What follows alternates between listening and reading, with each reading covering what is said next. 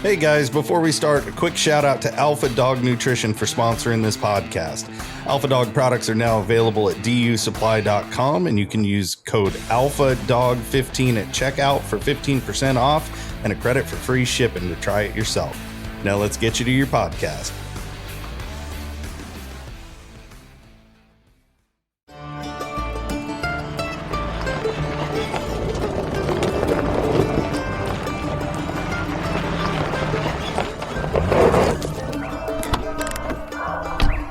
Where's Fielder? He's gone to the dogs. Friends, here I am in the hills of West Virginia. Man, what a time I am having. I came up to Beverly, West Virginia. For those geography nuts out there in the podcast sphere, that's near Elkins, West Virginia. If you don't know where that is, that's in Randolph County. If you don't know that, it'd be like my mother used to say, the Lord don't know him no better than I do, he's lost. Hey, I am here with two long-time buddies, and just absolutely great time we're having here at this West Virginia Plott Sectional that Jamie Estep and the club here at Beverly have put on. We're here at the 4-H Camp Pioneer, and it's a beautiful spot, and I'm here with the honoree for this weekend. This event is being presented in honor of one of West Virginia's most successful and best-known coon hunters, and I got a bonus because I got another one that's just as well-known and just deserves the honor as well. So I'm going to introduce to you at this time Mr. John Sturgill from Midway, West Virginia. How are you, John? Great. Doing great, Steve. Hey, it's good to have you back on the podcast. We did one before, didn't we? Yes, we did. All righty. And Mr. Les Bolen from Gent with an H. That's it. How are you, Les? I'm fine. Doing good. Enjoying the events. Oh, yeah. It's been fun. It's kind of like old times for me to go. Over the years, I had to go to Walker Days and Blue Tick Days. I'd say had to. I enjoyed that. I always loved Plott Days, that was always my favorite. And but I hadn't been out just to a local event like this in quite a while, so it's been kind of fun. Last night to see the dogs getting called out and all that. What, we have about 13 last night? Something like Were they all Plotts, or was there? It was a couple of other breeds, but most of them were Plotts. Yeah. Well, in typical fashion, I don't think they treat a whole lot of coons, although this country, it's not like those southern West Virginia, Raleigh County up and down strip mines, so is it? John, have you hunted the last 2 nights? Have you been to the woods? I went with a friend, Teddy Morgan, and we treated coon on his cast. We won that night with her. Yeah, Thursday night. Yeah. It was a slam hunt, wasn't it? Yeah, we done good on that. Took home some money. Gas money. Yeah, she was top dog. Top dog. I like the sound of that. Well, I wanted to get you guys on the podcast just because I enjoyed talking to you, number one. But number two, since this is a special occasion, kind of wanted to talk about some of the memories that we go back, my dad was a coon hunter and belonged to the West Virginia or the Southern West Virginia coon hunters for many years. So I remember going to the coon hunting meetings out at Standerford, the old Union Hall. Do either of y'all remember that at all? Dennis Wiley was an insurance man for Metropolitan Life, and he was right there in that area. In fact, at times we'd have the meetings or the hunts out of his garage, I think, or something there. But those were way back. I was trying to think. Well, what I was going to say is, I was already tagging along with my dad to these hunts and stuff. He never was much of a competition hunter, didn't really care about it. But I always wanted to go from the time I could bench a dog or anything like that. But I remember but I don't remember the time or how old I was when you guys started coming to the hunt. Which came first, the chicken or the egg? You guys were pretty inseparable back in those days, Les. John and I met at the park. We used to have a pleasure hunt at the parking lot of a hardware store. The first time I ever met John, we drew out in a hunt, and we hunted together for 30-some years. Isn't that amazing? Yeah. Yeah. Well, I know. When did you first start? Do you remember, John? We started when Jimmy and Alan, we had them meetings in some little old community building over there. Chick and Jimmy and all. Was that at Lester? No. It's way before Way Lester. before then. Yeah. Mm-hmm.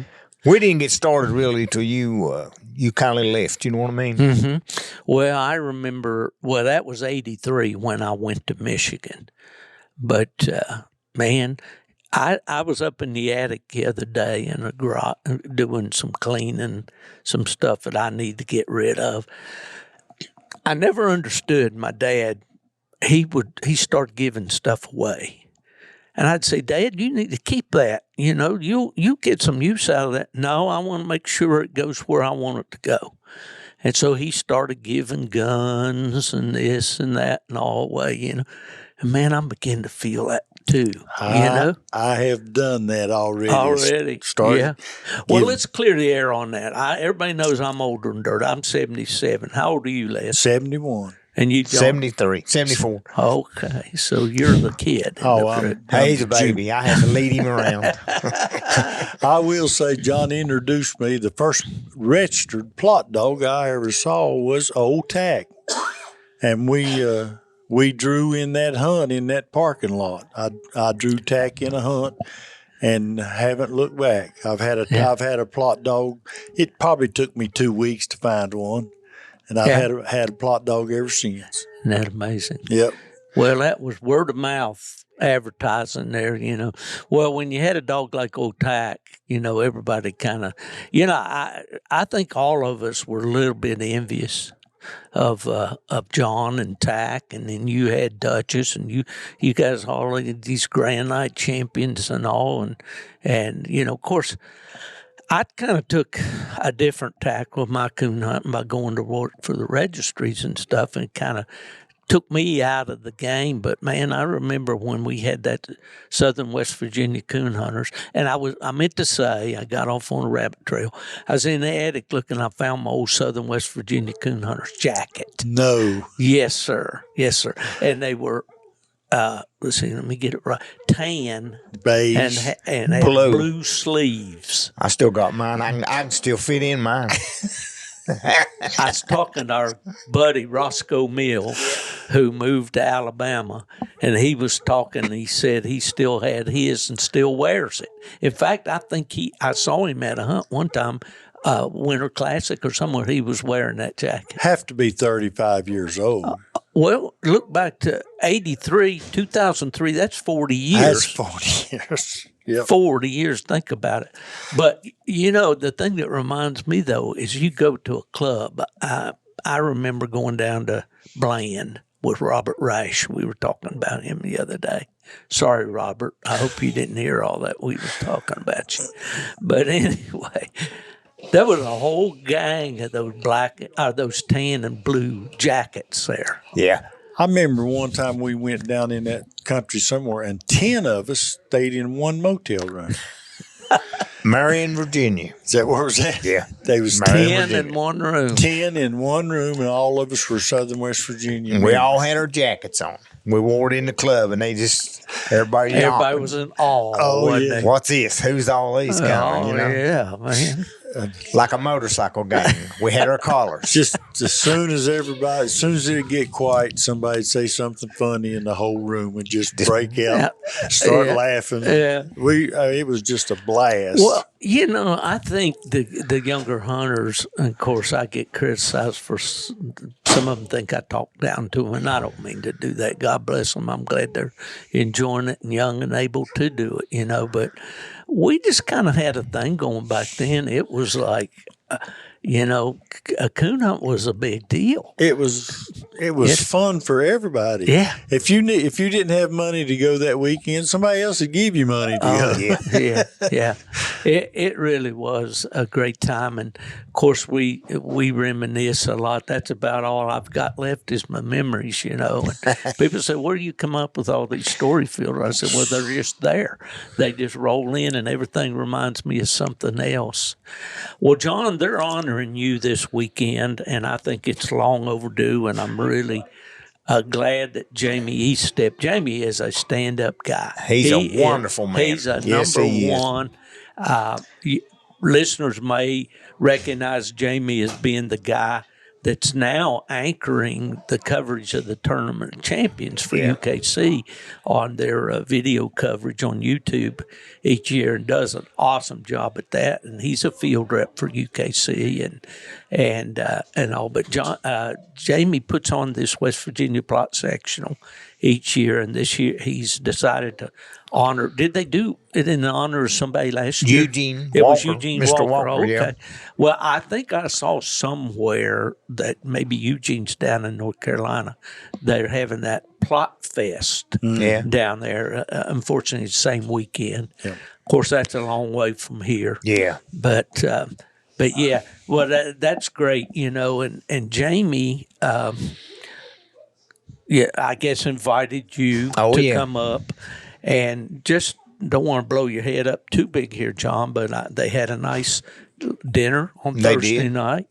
And then last night they had a big cake. I sure enjoyed that. Yeah, and they had it on the table out here. Everybody could pass by and get a piece of cake, and all that was great. And they got prizes and plaques and all this stuff. I mean, this is an old school setup here for a coon hunt. Yes, sir. That you don't see very often anymore. But it's been a lot of fun. Well, John, let's talk about a little bit for people who may not know why that we are honoring you here this weekend. And when Jamie asked me to judge the show and told me it was in your honor, I said, man, I got to go because, it was just way too much fun there to be missed if I stay home. But most people know you because of a dog that you owned, or you and your uncle Freeman Brammer owned, and that was Timberline Tack. Yeah. And I was going to ask you before, and act like I was real smart and knew this myself, what year was it that you hauled old Tack down to Southeastern Walker Days and made a big splash? Lord, I can't keep up with your stuff. I mean, the audacity of a man to take a Plott dog to Walker Day. Now, Southeastern Walker Days in those days was as big or bigger than the national or, Tree and Walker hunt that they usually have in Indiana. A big hunt. Well, they would hunt around 400 dogs back then. Yeah. Yep. And so, you go down there with old Tack. And what was it you won down there? Do you remember? Opposite sex, high scoring dog, opposite sex. At Walker Days. With a Plott. No, I don't think he was 2 or 3 in the hunt really. Probably weren't. I think you too. I think we had. Did you take old Dutch, or were you? No, that was before Dutch. Before we even had Dutch. Yeah. What was it? Who was our fella down there that had Tattoo's mother? Les Bolen. Oh, you had Tattoo's mother. Right. Okay, who was the guy from North Carolina that? No, I'm getting cross signals. I remember Taxi was out of a female. A Grand Night or something down there, Baldwin or somebody like that had. Marion Baldwin's cricket dog. She was Dole Grand. But now the other guy that had the female, he was from North Carolina, and he was always at the hunts. Shelby Ballard, is that who you're thinking of? Shelby. Now, Shelby, he was president of the Plott Association at one time, and he had a female named Carolina Judy that was a litter mate to my old Bronco dog's mother. Oh. Judy was a mate to Tarleton's Roberta, But no, I know who you. Harold Stanley. Harold Stanley. Now, what was the connection? Somehow your dog was out of your Harold's or whatever. I was hunting a dog named Topper. That was my first registered Plott dog. And John and I went to Walker Days it was like Danville, Virginia. Mm-hmm. And we had the only 2 Plotts entered in the hunt. And the thing about this, back then, we had a police escort for every satellite club. It was a big deal back then, and they would line you up with a police escort, take you out of town, head you in the right direction to the satellite club. Well, John and I had the only 2 Plott dogs down there, and John won his cast, and I won my cast, and I placed 6th. And by Monday, my phone was ringing. You want to sell that dog? Howard Stanley. And he aggravated me for 2 or 3 weeks, and John and I got to talking about it. And I was so dumb, I thought every Plott dog made a great dog. I thought the only ones I'd hunted with were nice dogs. And John and I talked, we need some pups out of Old Tack. And I traded the Topper dog for Tack 2's mother and got some boot. And that's where that came. That's how you got to be the breeder of Tack 2. That's how I got to be. Kind of sneaked in the back door there, didn't he, John? Well, it was a lot of discussion. You guys were hunted together all the time, worked together all the time. I mean, you'd had to win a lottery to get an invitation to go hunting with you boys because you kept it tight. I don't say that critically, but you did. Yeah. You took your hunting real serious. One year we hunted 52 straight weekends. That's about all there is in a year. That's about all there is.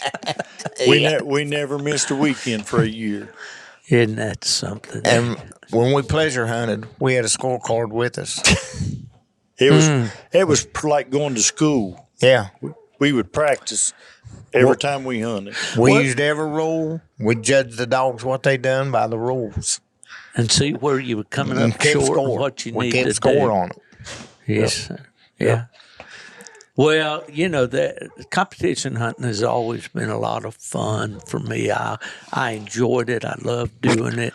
When I was up in Michigan, one of the things that we did that enabled me to have fun with it again was when PKC had the 1-hour hunts, and we started a little PKC club. We first rented off a tailgate at a feed store there, and then later we rented a little community building. But it's always been fun to me. What was it about competition hunting that you guys like? I don't know. I loved it. Yeah. I mean, it was I really love competition hunting. I'd rather come to a hunt is to go coon hunting and shoot coons out. Yeah. When you shoot him out, you don't tree him no more. Yeah. Yeah. Yeah, I'm the same way. I just fell in love with it. And, back then we were dead serious about Oh, no doubt. we were dead serious about winning. Sure. Well, there's a picture in my mind, but I can't remember the year. But I'm saying I was with UKC at the time. That you boys took a picture at that Ranch Motel in Flora, Illinois, with enough trophies. I know you had to have a U-Haul to get them back to West Virginia. You remember that? Oh gosh, yeah. When we left the house, our goal was to be high-scoring dog and high-scoring opposite sex. And that's what we did at Plott Days. Either way, he could win it or I'd win it. But we was going to bring both the trophies home. The old saying is, my wife was an elementary school teacher. Said, teamwork makes the dream work, But you guys were a very formidable team back in that day. And you kind of, I don't know if it was by design or whatever, but, man, you kind of had a thing going there. People knew that you guys, when you showed up at a hunt, that you were in it to win. We came to win every time, yep. Yeah. And to your credit, I never heard any stories with that cheating bunch. No, we had the power. Yeah, you really did. Yeah, you did. Yep. Well, let's talk about those dogs a little bit. This has gone to the dogs, and a lot of times we talk so much about the people and personalities and stuff. And we're going to take a real brief break here, just a second. Okay, took a little pause for the calls there. get a little drink here. I was kind of getting a little hoarse. It's probably because I'm talking too much. Can anybody imagine that? No, we were talking about these dogs that you guys hunted back in that day, and I heard you a little conversation there while we were on break about the way the dogs hunted and all. But I want to go back and just a little bit of the history, because I think the groundwork was probably with the tack dog, was it or not? Were you pretty much into, you had dogs of your own at that time, Les, or I had an off breed. an off breed? Yeah, I had a Walker dog when I met John. I see. Well, John, he kind of strayed off the straight and narrow there for a little while. John had a couple of crossbreeds back. They were X breeds. Yeah, not today's X breed. Well, you had a Walker dog that you sold that was showing up in the magazines and stuff. I had 2 good Walker dogs. Yeah. I mean, I ain't got nothing against Walker dog. What one was that one that was advertised quite a bit? Flash probably was. Kitchen Creek Flash. Well, I remember Flash, but there was that him? This one was Jim Powers. Okay, and there was a Sturgill something. That was him. Him. He was Flash. He was a champion when John sold him. I see. And James Powers up in Maryland. Yep. He won Canadian Autumn Oaks, won New York State, Pennsylvania State, I think. Yeah. Yeah. Hardest Was that Big Flasher? Who was Sturgill's Big Flasher? That was the same dog. Same dog. Yeah. Okay. Yeah. That was the hardest at that time. That was the hardest tree dog I've ever. You could not lead him from a tree. You had to carry him. He wouldn't come off. He would not. You had to pick him up in your arms and carry him a certain distance. He'd break your arms trying to jerk you back to a tree. He was unbelievable tree dog. Yeah. You could shoot a coon out, and he treed so hard straight up on that tree that he wouldn't hear the coon hit the ground or the gun go off. That's He was in the zone. he was in a coma. Now, he was unbelievable tree dog, and not a mean hair on him back then. Not one mean hair on him. He'd just go crazy. When Did you get him as a puppy or? yeah, Did you, I raised him as a puppy. Yeah, he was a nice dog. Yeah. All right. Well, let's tell the story a little bit of tack, and I want to talk about Duchess for sure. Oh yeah. And John, tell us how you came across this tack puppy. We a friend of mine, Carlos Harton, we'd always look at these full cry coon magazines, and Dale Brandenburger, he was the one. He's advertised every month in it. And we called Dale, and you got on a list, and I believe it was about 30 dog list at that time. He had booked up and all, and we seen this little teeny corner ad on there, Wayne Jeffers, Barnesville, Ohio, and we got to call him Wayne, and that's where Tack came from, and we was so silly we didn't even know you could change the dog's name. Jeffers' name Tack. It's on his papers. Timberline, they was on the puppy paper. See, back then they'd use more ink and they'd put the dog's name on it, instead of a number. But anyways, Jeffers, Timberline Tack. Man, that sounds nice. So we left him Timberline Tack. A lot of people, why didn't you take that off there? Well, I didn't breed him up. Wayne Jeffers did, Well, and I kind of always liked that because, he's the guy that he bred the dog did the breeding, and stuff to honor him that way. And exactly I'm sure right. he was honored. People that just real briefly don't remember or know who Wayne Jeffers was.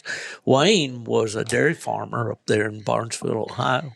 And my dad tells a story. Dad worked in the northern part of West Virginia quite a bit. And he said it was a bad, bad night. I mean, snow, ice, cold, wind blowing. He just, for fun, he called up Wayne. And he said, they chatted for a while there. And he said, well, Wayne, if you don't care, I'd kind of like to drive over and go hunt with you tonight, And Dad said, Wayne didn't bat an eye. He said, well, I got to get these milking chores all done around here. As soon as I get done, come on over and have supper and we'll go. And Dad got to laughing. He said, well, I wouldn't ask you to go out all night like this. But Wayne, I went hunting with Wayne. Did you ever go up there and hunt with him? The trip of my life.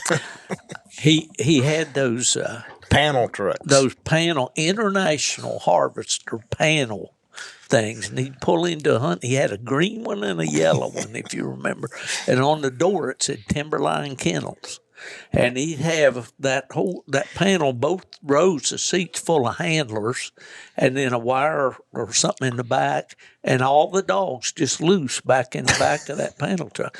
And when I went coon hunting with him, I went a few times. He always go to a place called Cat Hollow, and up there hunting with him, and how he would go to the hunts in those panel international trucks with a load of handlers. He'd have 5 or 6 Grand Night champions and some night champions and everything he had, and he put them all in there, buddy.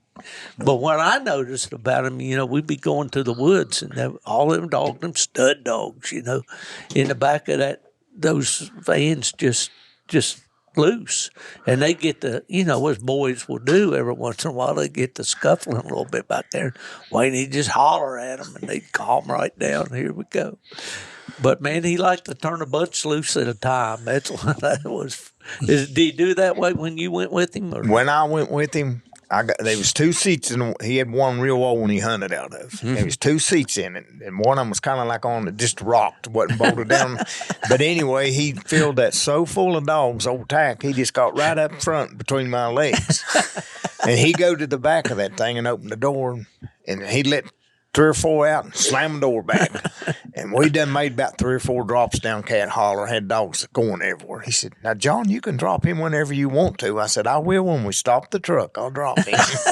But we was all night gathering, and they got treed all over the country, but now we was all night getting them treed. Yeah. What a great guy. His wife's name was Carolyn. Yeah. She was a real sweet gal. And his son, Gary, hunted with him quite a bit. And Dale Kiger was his hunting buddy. And, just a great, great guy. Well, and his dogs were fundamentally Brandenburger bred on the back side. He did buy that Mississippi hobo dog off of Larry Neighbors out in Texas. And that's another history thing that I'd like to get into sometime on the podcast. But anyway, okay, so your Uncle Freeman did he actually buy the puppy? No. I had the dog, and I had 2 real good dogs. I had a great dog named Rusty. Yeah, and remember him. He Tack never treated coon in front of Rusty. I mean, he was if he'd been a registered Plott, he'd had the name Tack head. But he was a great dog. Mm-hmm. But he's a real hound. But anyway, I let my Uncle Freeman have Tack, and he'd take Tack to Delaware and hunt him coon season by himself and shoot everything he treed out. And then I'd get him in the summer and night hunt him. That's what made him so good. I mean, he developed himself, but hunting singling a dog out by himself, that'll make a coon dog. Yeah, that's for sure. How old was he about when you started? Oh, Tack would run and tree at 10 months old. I mean, real good. We started hunting in the hunts. How old do you think he was? About 15 or 17 months old. I mean, something like that. And he hunt from a tailgate. Yeah. We never walked him. I mean, you could walk hunt him, but when you put him up a half a mile from a wood line, he'd get in the woods. I mean, if he wasn't back in 45 minutes to an hour, you just went to find him. He was treed. Mm-hmm. We didn't have no trackers. We didn't have no trackers. At least we could hear back then. Yeah, we could hear him. Now, we talked earlier about, the Tack 2 dog who was National Grand Plott at Ottimoaks and was a well-known dog and a real dual grand champion, beautiful hound. Now, he was a harder hunter than old Tack, wasn't he? Yeah. You could set him on the tailgate. You give him 1 hour. If he wasn't back, you get in the truck, you drive around, he's treed. Like that. He was quick. You can ask Mr. Bolen there. I don't know of a dog we hunted together that got a tree on him. They could get the strike, but before that coon got treed, he'd give that big locate. He had it. Yeah. Now, I remember one time going on a pleasure hunt with you, and I don't know if Bolen was along or not, but when Tack 2 was just real young and Black Joe was young, and they were just pups. Yeah. And they wasn't doing much. They was just kind of doing pup stuff, fooling around and all. But at what point did he trip the switch and decide to be a big wide hunting dog like he was? Season was done in. We'd caught a few coons, and he hadn't done nothing. And then all at once, we sitting up on a big hill, and dogs was all gone.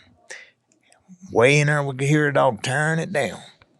And Carlos was with me. He said, "Is that pup?" I said, "That's okay. I believe it is." And from that night on, that switch kicked. And when you turned him loose from that night on, you very rarely seen him till he had a coon.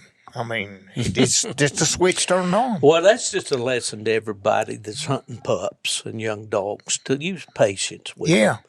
Because, they don't always tree a coon at 4 months old. I had a litter mate to Tack 2. I called him Red. They were about 14 months old when we turned them up a holler. They went up there and got treed, and I mean, they was treed. And we walked up that tree, and Tack 2 was standing on the tree treeing, and mine had a seizure. I'd never heard of a dog having a seizure. Your dad told me that he had heard of Plott dogs. He had heard of Plott dogs having seizures. And I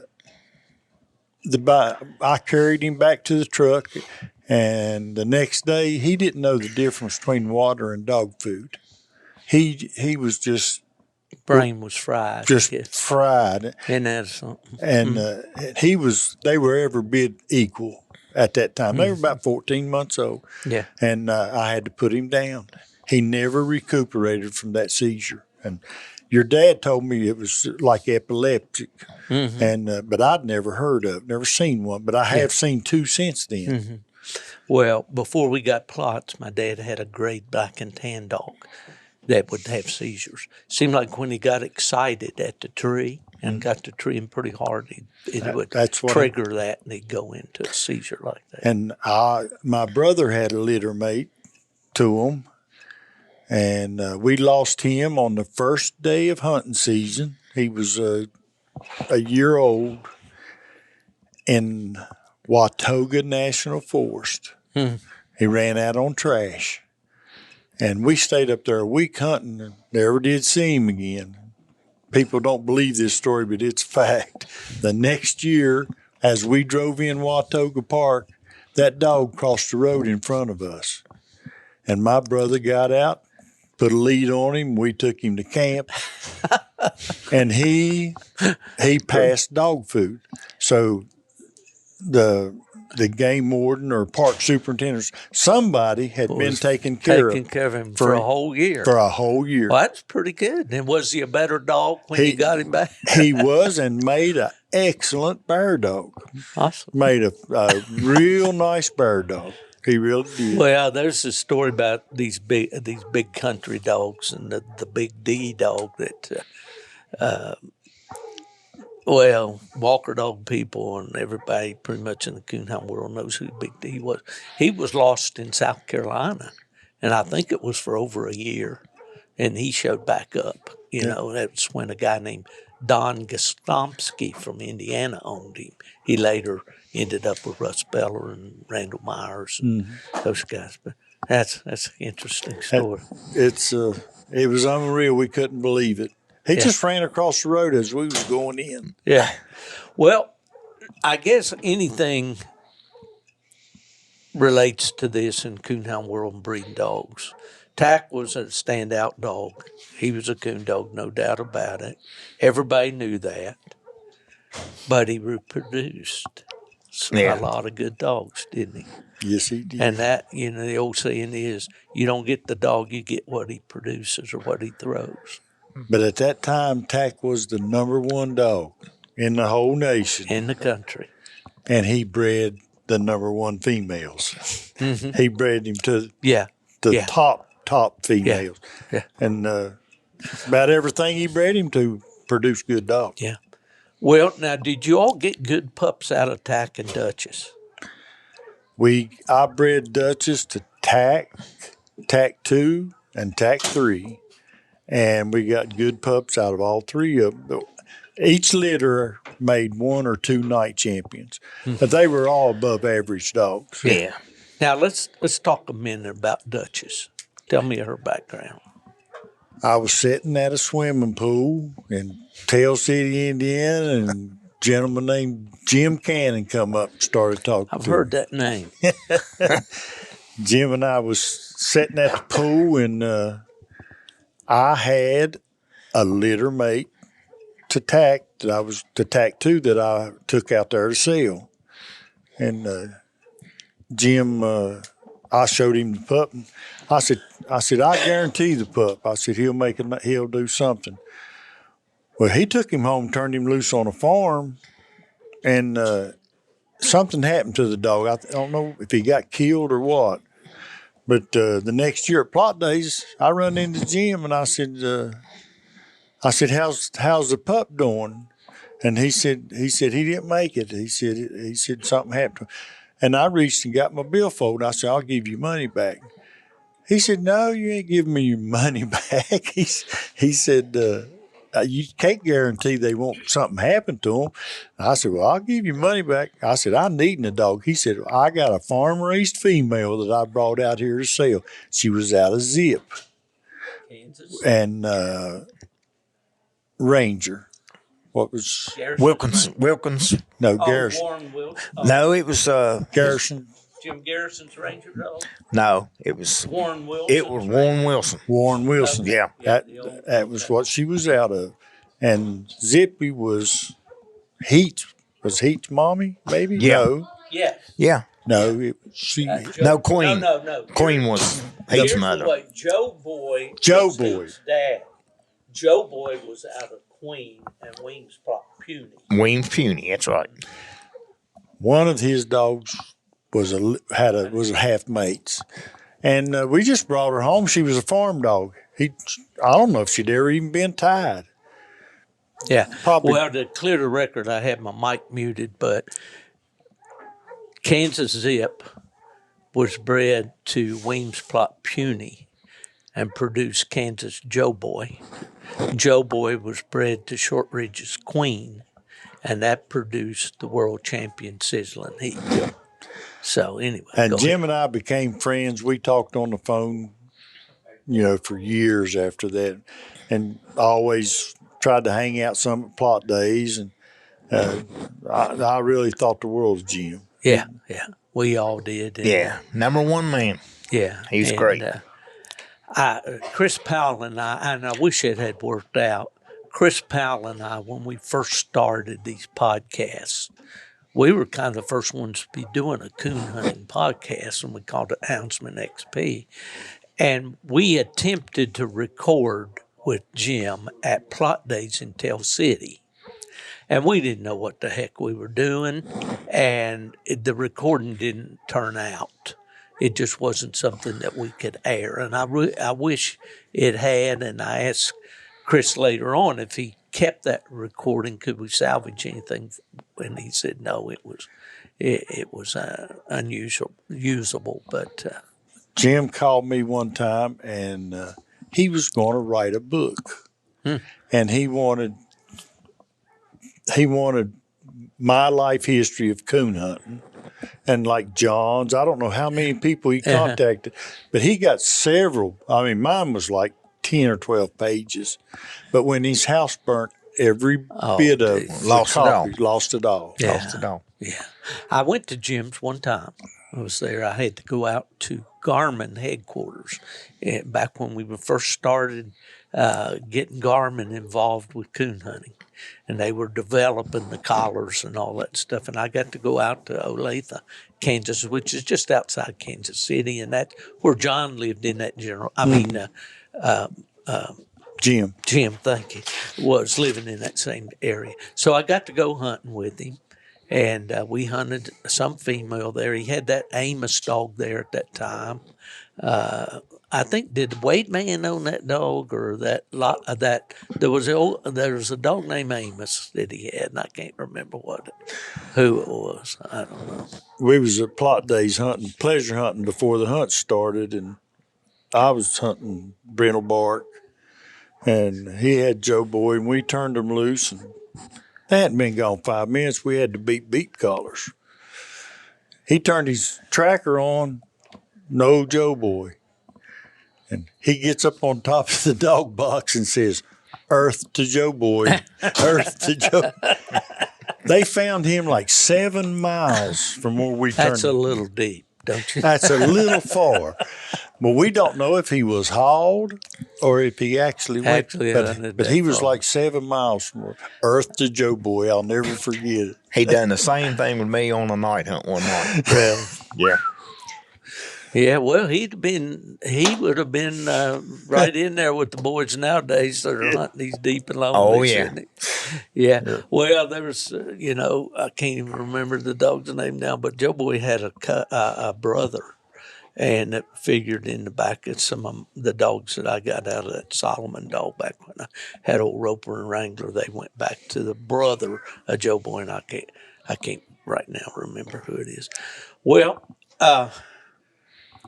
so when you had old Tack and you had, now tell me about Dutch's development a little bit there. Well, I think she was about 13, 14, 15 months old, and we just started hunting her with Tack, and that was it. You just took her hunting. She started the first or second night she split treed from Tack, and we knowed we had something. Mm-hmm. And from then on, we just wanted to raise her up and breed her. That was our hunter. Mm-hmm. We wanted to hunt her in the hunts and get some pups out of her. Well, thank God that you did, because and that's like my buddy Randy Smith. Well, I'm going to run up there tomorrow and hunt a night or two with Randy.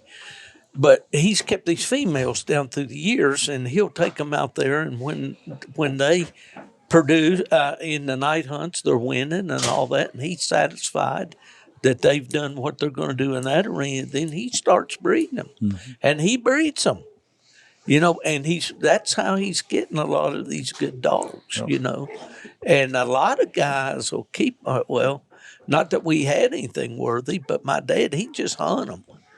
He just hunted them until they got too old, and he said, "Well, we should have bred her, but we didn't." What was Penny out of? Tack 2 or Old Tack?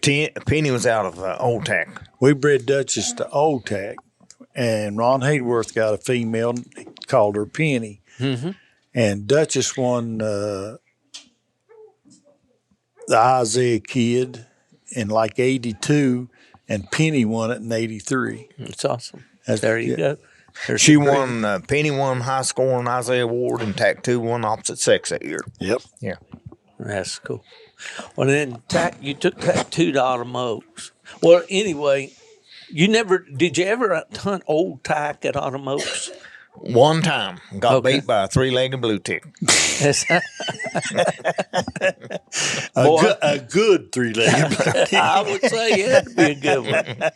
Had to be a good one. Well, did you give him?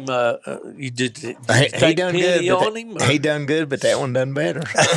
Tell me if it's true. I used to hear all kinds of stories on you guys, and some of them I witnessed myself. But you talked about Tack going hunting, that you could head him up a holler, if he was gone, wasn't back in 45 minutes or so, might as well go somewhere else. Did you, when you walking along on a cast, every once in a while look back and say, "Go on, Tack"? Go on, Tack. He'd do it in every hunt. I know it. I witnessed. He'd be gone, and John would say, "Get out of here. Get away from us." And 5 minutes later, he'd be treed 300 yards. Absolutely. I've had a lot of fun. Yeah, hunting, they told one on you out there at Rockville, Indiana, too, at Plott Days. We done it for fun. Yeah. It was just Did we talk about that deal when you was asking the judge to let you know how much time go he had? out. I don't believe if we talked that one. We didn't tell. That's a great one. That's a classic. Oh, John, I don't know what the dogs were, and all John, you'd remember me, but he was on the cast out there, and dogs got treed and tack. He didn't tree tack, or he wasn't there. I don't know what the case was, but he kept telling the judge, "Tell me how much time's left on that tree. How much time we got?" The judge, he got down to a minute. And, I think you asked him to count it down or something like that. And then when he got right down to the wire, he said, "Don't treat that." don't treat. Oh, I thought that was a classic. John and I went to Grand American. John had hurt his back. He was on compensation, just barely walk. And I hunted tack too. And we got in. And I guess it was when they were AKC because we were shooting the coons out, wasn't we? Yeah. Yeah, we and got This down. podcast may not be suitable for children or game wardens. We got down to the last little bit of the hunt, and tack 2 falls tree deep in there. And our judge, he said, "I don't aim here." And I said, "Sir, I didn't understand you. What did you say?" He said, "I don't ain't him here." I said, "Buddy, I just can't understand what you're saying." He said, "That dog ain't handy from here." And I said, "Well, how big are these sections?" And he said, "Half a mile." I said, "Well, he's a lot closer to the next road." And I think the hunt was over, and I treated him. And we drove around. He was about 50 feet off the road, had another coon. And I don't know what we placed, but we placed high. That was old tack, Les. Was that whole time? That was old tack. Was that Schuler boy down there? Yeah, it was Ricky. Ricky. And he had a dog out of old tack. Yeah, he did. Tiger. Yeah. Tiger was his name. How do I remember this stuff? Tiger was a real nice dog. He's a bigger dog. He's kind of a yellow brindle dog, like Man, My kind. your kind of dog. he looked like a tugboat. I went and hunted with him. And he told me, he said, "John, I can tear a tack 2 up." I said, "There ain't no way." So we went, and Ricky's dog, he hit that swamp, and all you could see was a nose and 2 eyes going through there. Looked like an alligator. He looked like yeah. And tack 2, he's running down the bank. He'd get treed. He didn't get in the water. I don't know how many coons we treed. But Were you over there at Danny's or somewhere that evening before the night hunt when we put all the dogs in the water race? I don't think know. it was all night champions or grand night champions. I was thinking you had tack 2. yeah, I never did think do much. maybe Walker or Gene might have had a dog in there or something. I had old Bronco. And somebody had one of them greyhound hybrids with a sock over his ear. Yeah. And he just blistered us all. But we had all of dogs. We put them in. It wasn't a license, but we just ran them for fun. What Joe Brown was it? It might have been Joe. Joe used to show some dogs. Oh, he used Plott to have a greyhound cross that he water raced, And good. that was unbelievable. Yeah. He'd leave a wake behind him. No, I never did water race, tack or tack 2. None of them. I mean, I had dogs, but that was a stock of gray dogs we had with water race. Well, if I remember back in the day, you probably, when you started one of these Plott puppies, you probably used the cage coon a little bit, maybe. Yeah. Is that basically how you got the switch that- flipped on them? That and something else. Uh-huh. We used a lot of house cats. Oh, I know. We don't want to talk about that. We'd turn them loose and then catch them and take them back. You're like down in Florida down there. Now, get this. This is the honest truth, the way they do things. They have ordinances like this. Feral cats running everywhere. Now, I don't have them in my neighborhood, and I'm not going to. I'll just leave it there. But they have a law down there that you can't do away with those cats. You can live trap them and have them neutered, And turn them. and you've got to turn them back loose. Now, my gripe with that is, cats are not the most fragrant things, especially if they're around your house. And you're sitting out on your patio, maybe you got a big piece of that steak on the grill. You don't want to smell cat urine, Nope. But anyway, that's getting off into high weeds. But the thing about it is, back in the day, a cat will run a lot better than a coon will. But we better leave that alone before we get sued. But I always admire, rubber meets the road. I always admired you guys because you were true to your breed. You were Plott, ride or die, right? Right. Still am. And Still the are. same. Yeah. And here you are in your 70s, still enjoying them. Loving it. And, by choice, and we all make choices in life. I went to Michigan. Of course, I had wonderful coon hunting up there, and love to have it today. Because of my family, because of my wife and all, we're in Florida. I'm over the hill. I know it. I went fly fishing yesterday with Drew, Estep, and he took me to a beautiful place, and I get out there wading that water. I can hardly do it. My balance is so bad, So there's a time window that you got there, but it does me really good to see you guys still enjoying this, and I hope you can do it for another 20 years. I really do. I've got a picture at home that John, myself, and Freeman, we took Old Tack, Tack 2, Black Joe, and Duchess to Pendleton County. And the first night of hunting season, we treed 12 coons. First night Of hunting season. And all 4 of those dogs ended up in the Hall of Fame. Isn't that amazing? That's you have that picture. Yes. That picture needs to be printed. I don't know. Has it ever been printed in the yearbook? No. It needs to be. And at the end of the week, we had like 25 coons. We got them on a clothesline. Yeah. And a picture and we killed some extra ones that John caught one alive. Crossing some extras. He crossed. A coon was crossing a bridge and John jumped out of the truck and caught it by the tail, and we put it in a dog box. And John's grandfather was 80. It's like 87 or 88. He said, "I'm gonna let Grandpa shoot this out tomorrow." So next day we put the coon up a tree, and the dogs treed on it. And his grandpa was just a great man, great guy to know, and he was a fox hunter, wasn't he? He coon hunted too. He was the moonshiner. Was that on your mom or dad's side? My mom's side. Okay. He was the moonshiner. Oh, yeah. All over Everett. Old popcorn, huh? Yep. Yeah. I forgot the story on that too. But he couldn't shoot it out. He shot at it 8 or 10 times, but he couldn't get it. He was blind in one eye. But John said, I'm gonna let Papa shoot this thing out.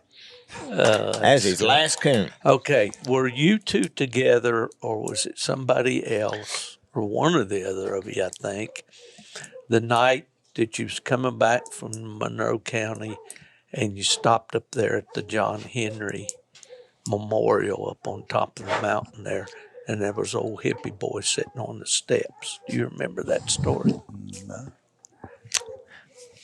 Was that either one of you? I don't remember. Somebody told me a story about coming back from coon hunting, and I thought it was one of y'all because it sounded like your M.O. Now, we hunted there a whole lot right there. That you pull off up there where that railroad car is. It's a scenic pull off and to it's look at right John. on top of the Big Bend Tunnel where John Henry raced the steam drill through there, Oh. And it pulled up and hit the brakes, and the truck skidded on the gravel, and this old hippie was sitting on the steps, probably having him a little recreational smoke, and whoever it was said, "There he goes, turn them dogs out." And they cut the dogs Or they didn't. But that old guy jumped up off the steps and run around. Well, if he fell off that cliff, it'd killed him. No, he'd been Wasn't dead. that either No, one I of don't you? think so, Steve. Well, that was a Southern West Virginia bunch. Oh, it was some somehow, of and I us. just figured it was you. I've only seen John mad a couple of times. And one time he took a guy hunting in a cast, and about 2 weeks later he went back, and that guy's truck was sitting there. Uh-oh. John was not impressed with that young man. Right. Well, and I think that guy goes back to what we were talking about earlier. When you guys were kind of exclusive and kind of held it close to the vest.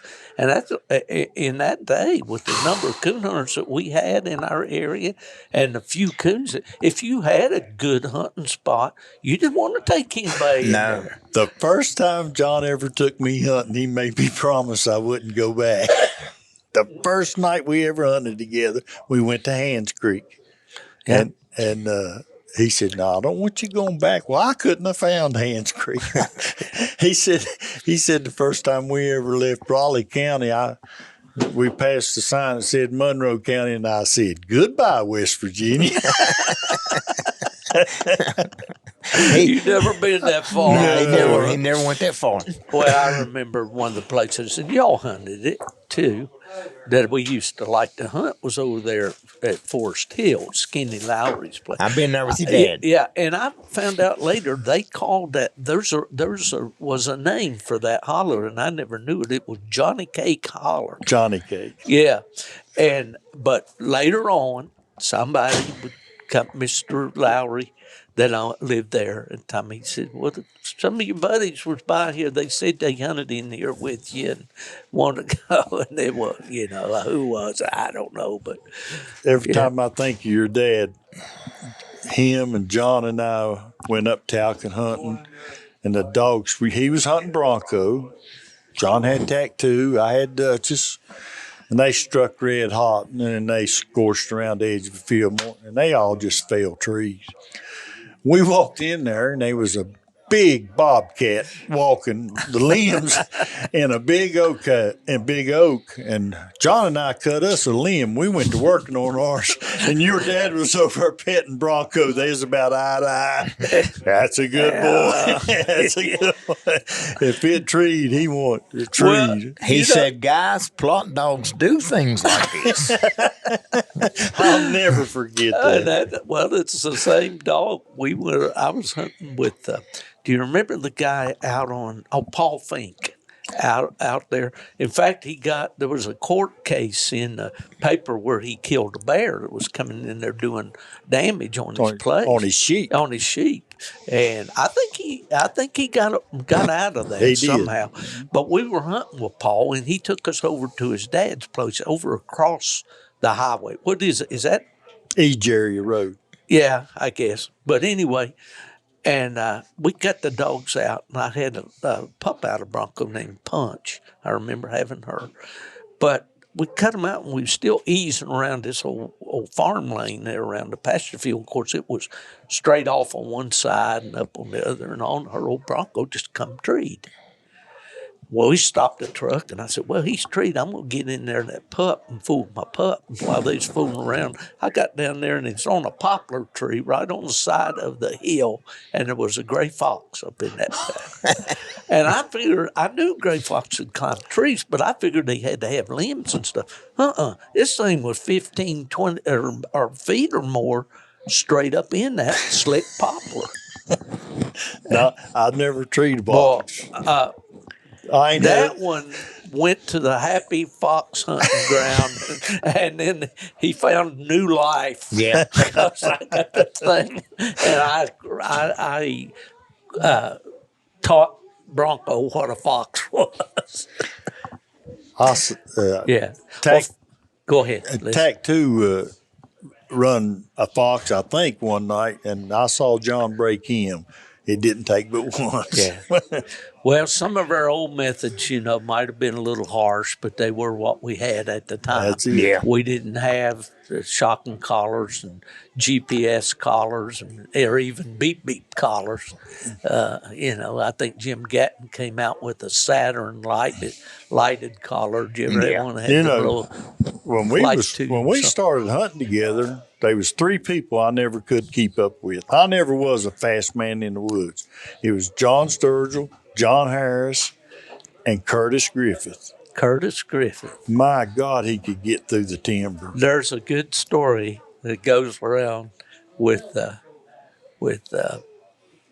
Robert Rice that we mentioned earlier, I think. Guy told me one time, said Curtis wanted to buy the old Walker dog or bought the old Walker dog or something that Robert had, old Shaw. Yeah. And he said he was going to train some black and tan pups.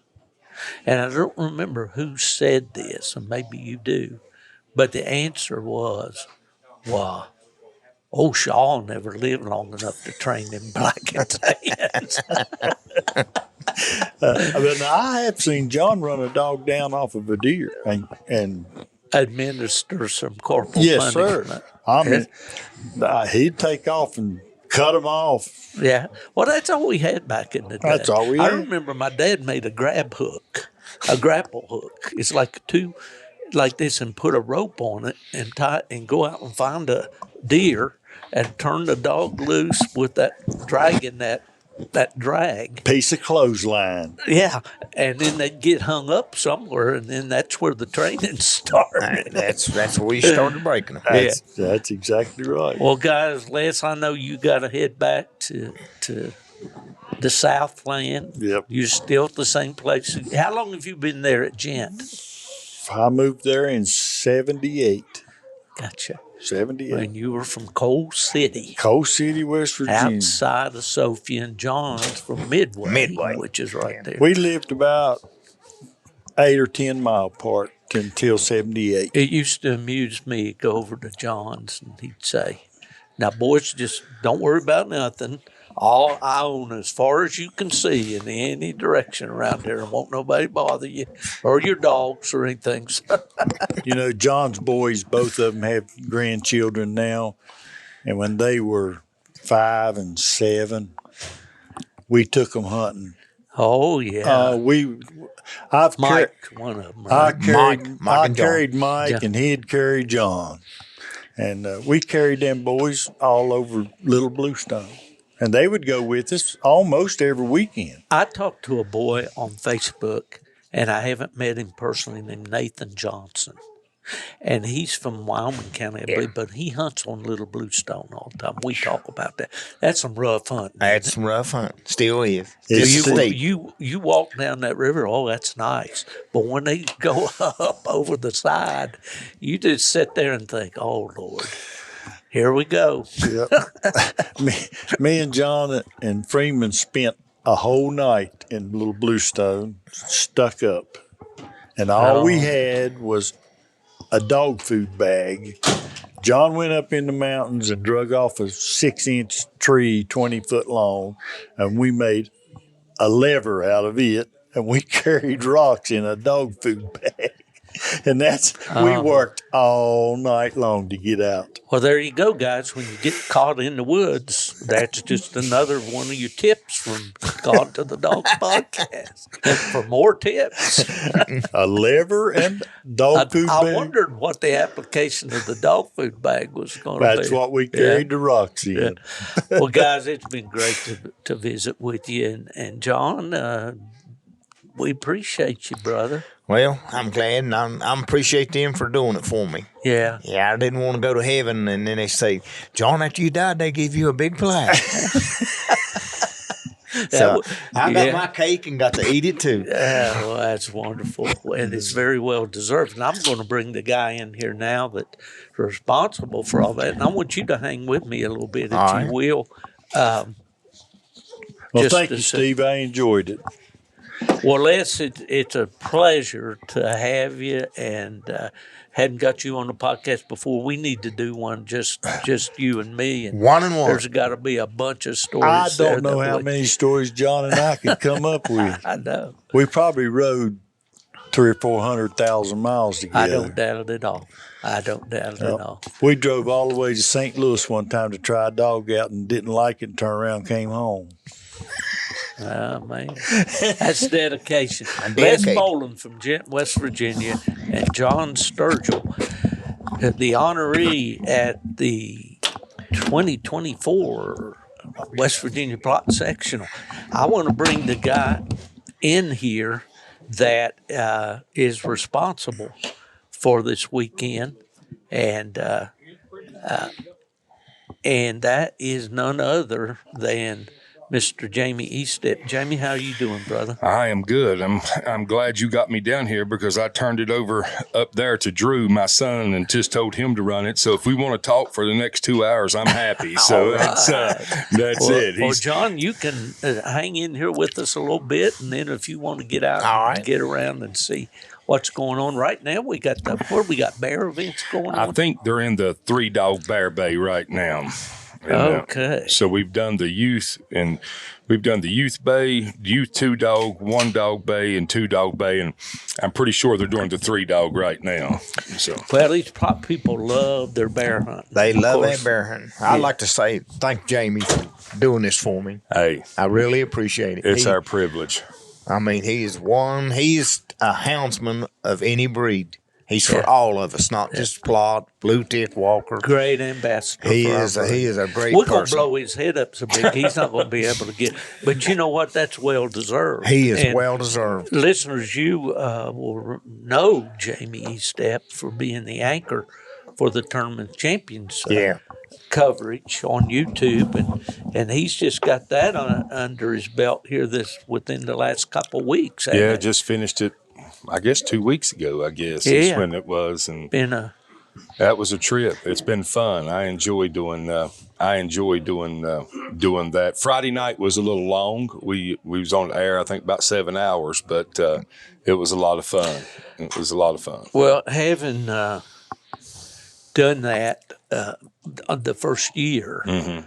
And that was a marathon. Man. Yeah, I think it was like 8 hours we were on there. Yeah, I think we talked about everything I knew about UKC, and we might have made some stuff up. I ain't sure. Well, with that pair you had there with you, anything can happen. It can happen. Between Stretch and Burkhalter. I said I went to sleep with that earpiece in my ear. It felt like their voices were still in my head that night. Right. So. Well, they do a great job with that, and I know I'm like a fly on the wall. Sometimes I get around and I listen to what's going on, and I know the folks at UKC are very, very pleased with the work that you do for them and with them, and they especially like when you interpret the rules and all that. And so, well, listen, let's talk. I want to show you this picture right here. Does this bring back any memories? Yes, it does. That's he's now 20. Well, he'll be 21 in just a few weeks. That's Drew, and he wrote I would have no clue what grade he would have been in there, but he wrote a report on your book, Gone to the Dogs, and presented at school and Tuck Shredder, our English dog. Right. That's probably just after 2016, somewhere. Did so well in Autumn Oaks. Won Autumn Oaks, yeah. And so that's probably somewhere right around that time frame. Well, I had the privilege of fishing yesterday with Drew. He took me fishing out here, and what a fine young man he is. And you know, the future of our sport is in good hands when you see young men like Drew. And kudos to you and your wife and the family life he's had and all you. Good parenting. We appreciate that. Thank you. It really does. It really does. Well, Jamie, what's the process behind this Plott Sectional? How long have you been having it here?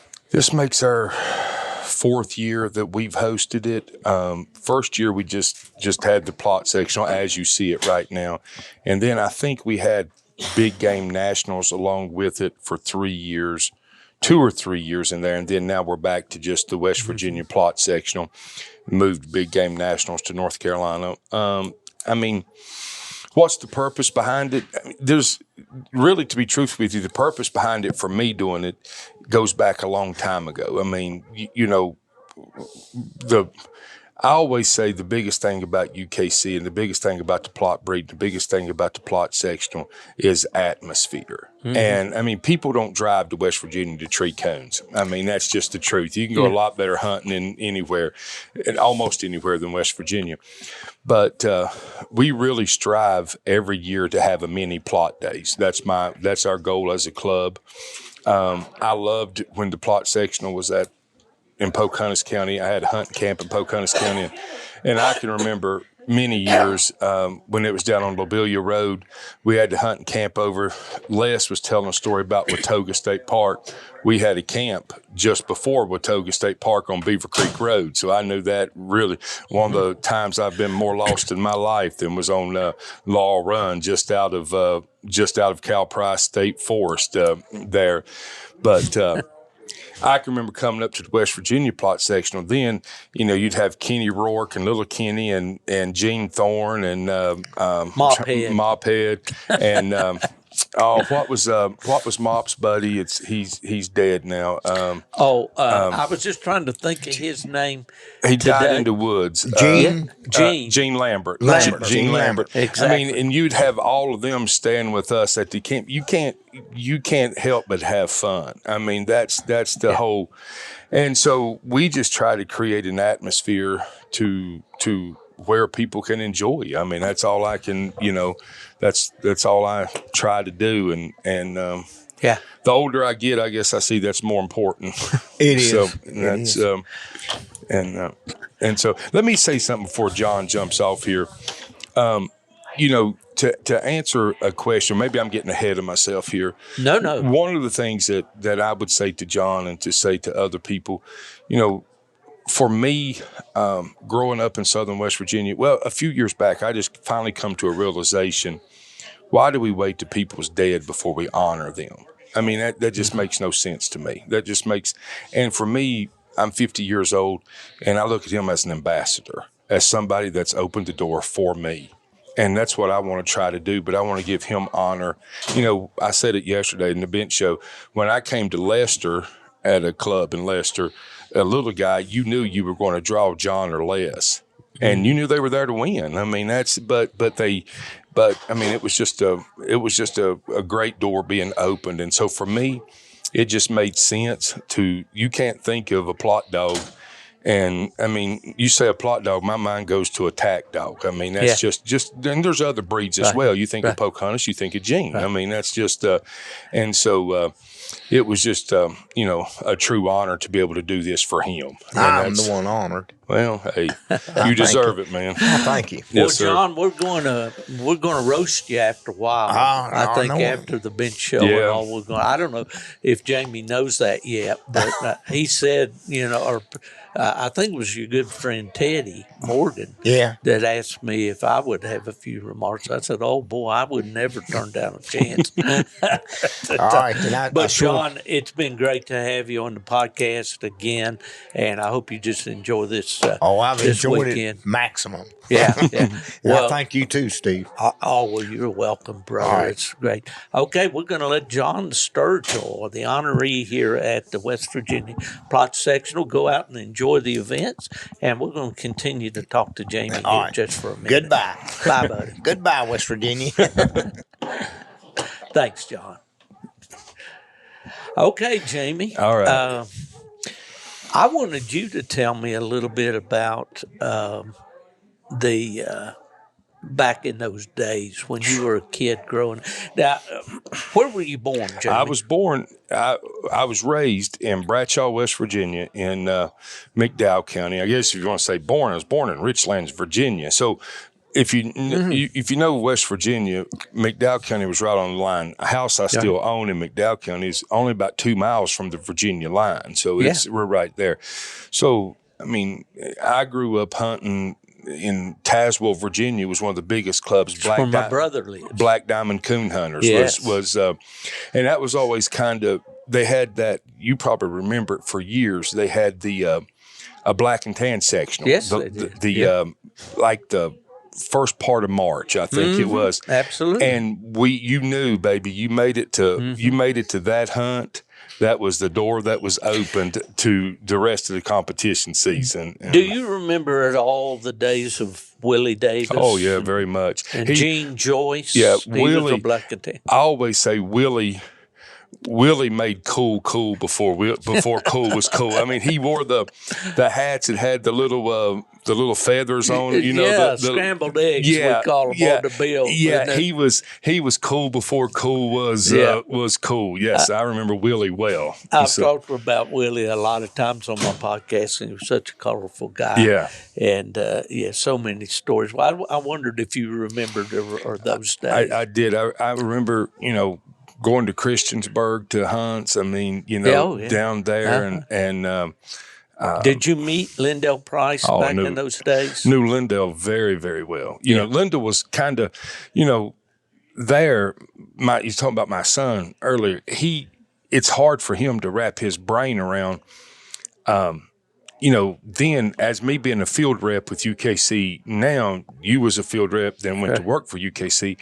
Lindell was our field rep that worked that area. So, they had to work all the RQEs. Oh yeah. All the RQEs then. And if you went to, you could pick Christiansburg, Danville, any of those. You had to go Rogersville, Tennessee. You had to go get in line. Oh yeah. And stand. I've seen waiting lists at RQEs, and now it's hard for people to imagine that. Back in those days, when I was at UKC, we started what we called the Century Club. Yeah, and if a field rep entered 100 dogs or more in his RQE, he became a member of the Century Club, and then at the World Hunt, we would present a nice plaque to each one of those. And man, I'd be up there calling names for quite a while. There'd be a dozen or more that would be over 100. Yeah, I can remember, like you just said, Rogersville, Christiansburg, Danville. I had just as much hunting going that way as what I did to West Virginia, the West Virginia way, and just because of where I lived, and like you talking about being at the Plott sectional, if you went to Tazewell, you had Kenny Rourke. You went to, hunted a lot with. Against, I should say, in Saltville area, Scott and Denny Long, Bill Piercy. There's some tough competition there with those boys. I noticed that Scotty is starting to post some pictures and things on Facebook. I don't know if you're a friend of his or not, but of the old dogs that they had, Spider and Ben, and I had a puppy out of Ben, and made a pretty decent dog. Scott would always, if you didn't know Scott, and if you ever hunted with him, it's true. Man, when he struck a dog, the person on the next ridge could hear him. He would scare you to death if you were standing there, Well, those guys were hardcore too. Very much. And I was thinking about that the other day, and some other names I'll drop here and all. But there used to be a lot more hunters.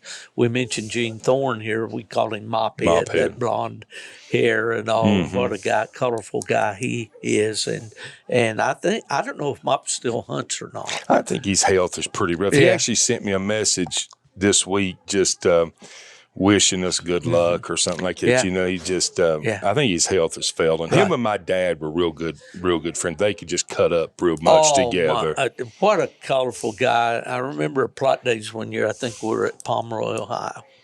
And we were either at the motel or out at the grounds, and Mop was telling the story. And after the hunt that night, it's probably the all Plott hunt, he decided to go pleasure hunting. And he was telling the stories only Mop can. And he was saying, he said, I took my dog up there and it's going straight up a hill. And said, I cut him loose and I got right to the top of that hill. And there was a guardrail there. I turned him loose right in the middle of the highway. we were one year. I was living in Greenbrier County then, and we went to Southeastern Trend Walker Days. A buddy of mine had a Walker dog, and we had every coon we'd killed, which wasn't a lot, but we skinned, and me and him was just going to pay for our Southeastern Trend Walker Days trip. He didn't pay for everything, but that's what we was going to do. So me and him and another guy went down there, and we had a pop-up camper, and that was in February. So it was. I mean, we had a heater in that thing, but it wasn't the greatest. And it was on Thursday night. We'd hunted, and Friday morning, the one guy got out. He said he come back in the camper, and he said, "Jamie," he said, "there's somebody out there underneath their truck asleep. There's somebody out there." And I said, well, I didn't really pay much attention to it. And when I finally walked out and looked under that truck, and guess who it was? It was Mop underneath that truck asleep. And I hollered at him. I said, "Mop, get out of there." And he got out there, and he finally crawled over in our camper and slept a little bit over there. But he's a trip. He is a trip. Yeah. And, well, Jamie, you have had an extremely successful from my standpoint, just looking around it, and I think you got back to the core of it. People are having a good time this weekend here. You're going to probably hit my heart there more than anything. And you'll hear me tear up probably when I say this, because it does mean something to us. And probably, a lot of folk, I get aggravated pretty quick when I hear people tear down or fuss. Competition coon hunting has been good to me. Mm-hmm. And, I have far more better stories than I do bad stories. Yes. And you can have bad stories in athletics, car racing, anything. And I know that it's not made for everybody. And I tell folk this all the time. I also serve as the West Virginia State Coon Hunters president. And, if it wasn't for the local club, not everybody gets the opportunity that I get to go to major events. Not everybody can. Not everybody. You talked about Randy Smith, a great man in Pennsylvania. Not everybody can promote on the level that maybe he promotes on, or not everybody can promote on these certain.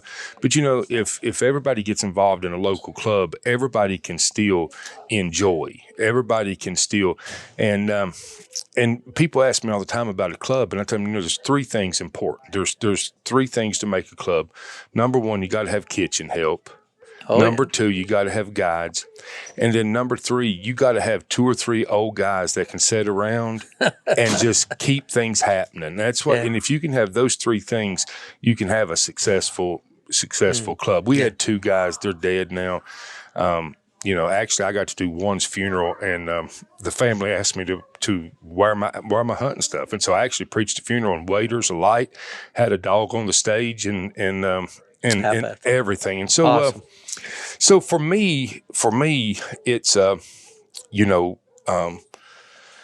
it's a way to give back to something that's gave to me.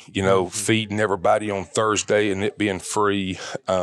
Honestly, that was me. I mean, that was something I do. I take care of that just because I want to. Something that's Well, when I wrote a book, I tried to talk there at times about what kind of mark do we want to make in this sport? Do we want to be the guy that everybody dreads to draw, that always complains all the way through the cast, that challenges every call, that generally makes himself a nuisance and makes sure that everybody else has a bad time? Nobody wants to be that guy.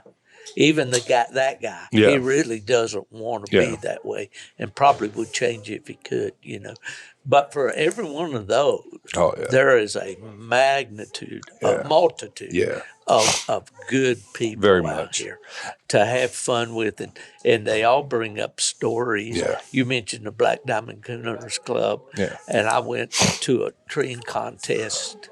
It was either at Christiansburg or at Tazewell, and I don't remember the order, but I believe it was at Christiansburg that I went with a little dog named Rip, a Plott dog that we had raised, and No, actually, he was out of our old stud dog, Sam. But anyway, I won the treeing contest and I beat Charlie Whitlock. Charlie Whitlock built dog boxes. Everybody in Southwest Virginia, you've probably seen them and not recognized them. They had that kind of curved top on them, a metal top, and it was a wood frame box. Charlie was a great guy, and he had this big walker dog, and I'm thinking he called him Chief, but he was the treeing contest king. Well, old Rip, he beat that dog, and I told Dad, I said, we got to go. There's a treeing contest at Tazewell, and I'm going to go and win that again. I was not even driving yet, probably. And we went to Tazewell, and I'll never forget. They had it there at the fairgrounds or whatever, where they had old Rip.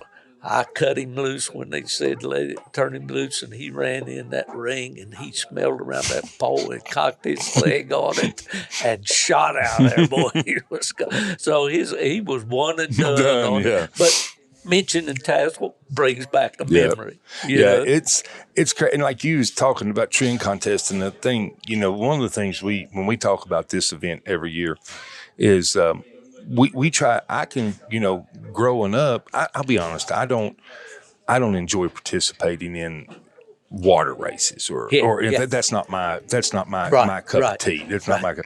But growing up, I mean, there was water races, treeing contests, and field trials often. And you spent all day. I mean, and that doesn't happen now. We and so that's but wait, I'll interrupt you. Yeah. It has today. Yeah, and that's what we're trying to do here is we're trying to that's what we try to create, one event a year to bring atmosphere. Yeah. I mean, that's what I got here at 8:00 this morning. Yeah. And there was already a crowd gathered up around the Bear Bay area. I went to sleep last night at 2:30 and was back here. Well, I was at 6:30 at my school. I had to bear hide at my school in the freeze, so I was there getting him this morning. And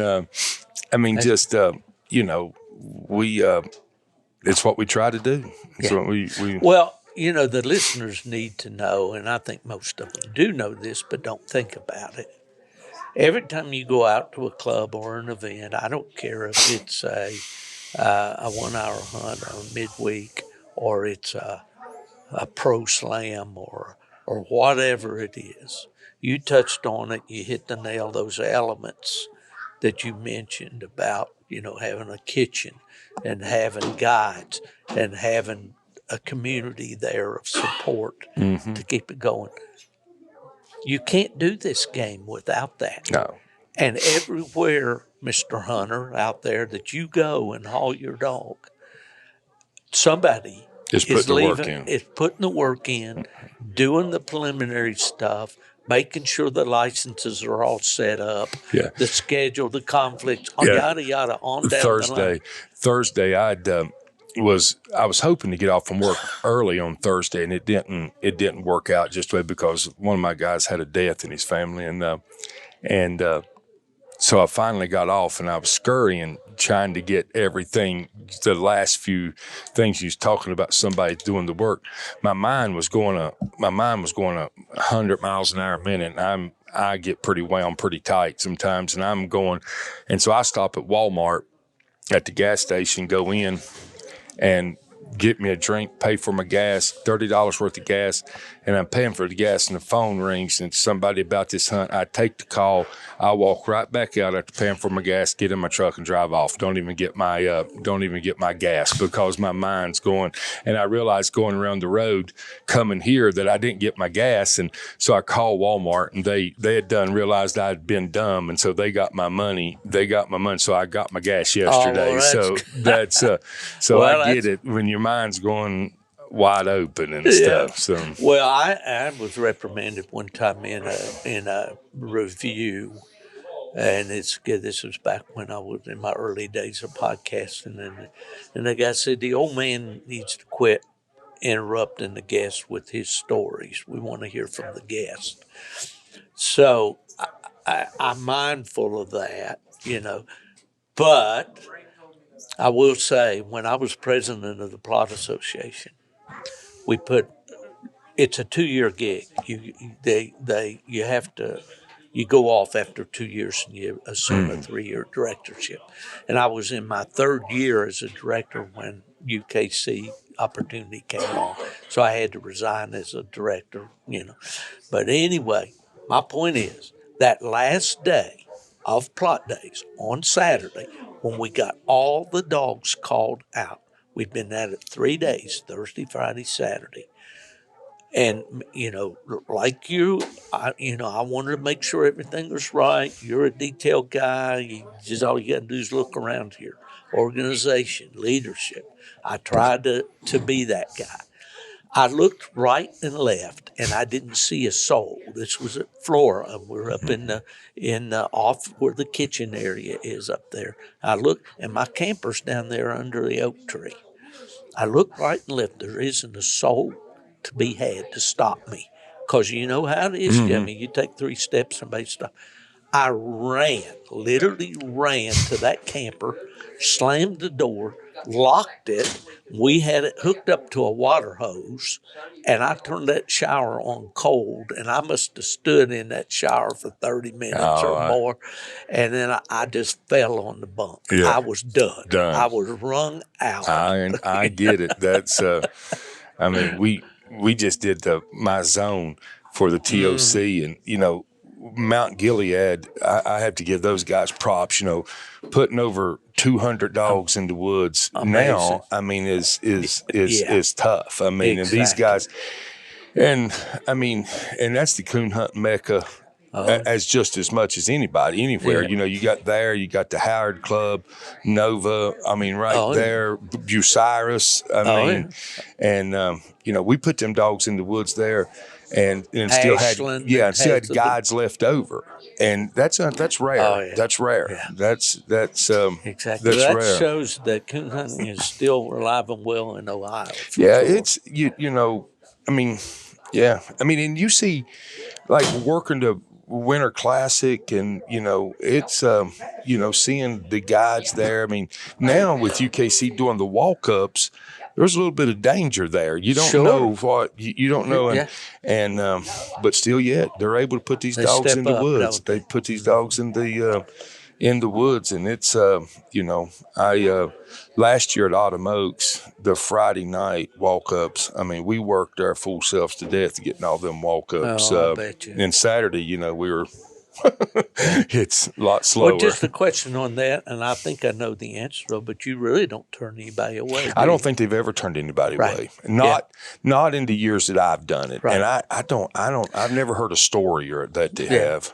Yeah. It's, we used to say back in the day when I was involved with that, is that we could expect about a 10% no-show. I don't know if that still holds up or probably. not. But, if you had advertised a 600-dog hunt, maybe 300 dogs a night, you'd have 60 dogs that didn't show up for whatever reason.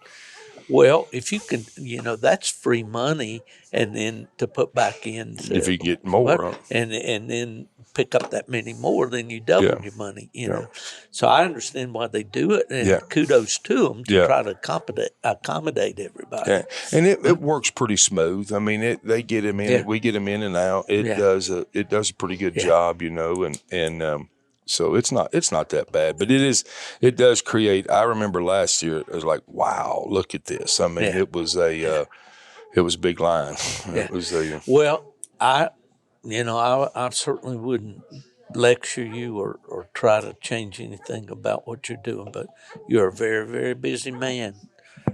You're burning the candle on both ends. Yeah, well. And our sport needs you. Well, I appreciate it. We need you very, very much. So just always leave some Jamie time in there. Hey, this is I say that, and I mean this, we were laughing at TOC. Rick had just, if you watched the program, I was riding Rick pretty hard about him being in Aruba. He had left on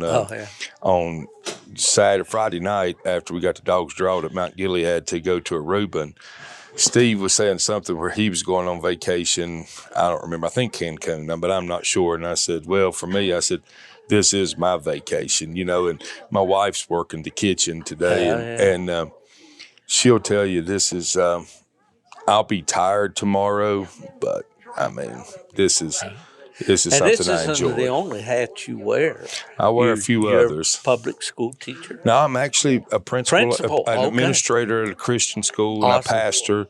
And Yeah. then I do Both full-time jobs. and I'm a the field rep with UKC, and then the president of West Virginia State Coonhounds. I'm only about a year and a half being done at the West Virginia State Coonhounds. The way we redid the bylaws, we made some changes on that, and so I'll cycle off, and to be honest with you, I'm ready to I bet you are. to cycle off. Well, it's always been said, if you want a job done, get a busy man, find Yeah. a busy man. Yeah.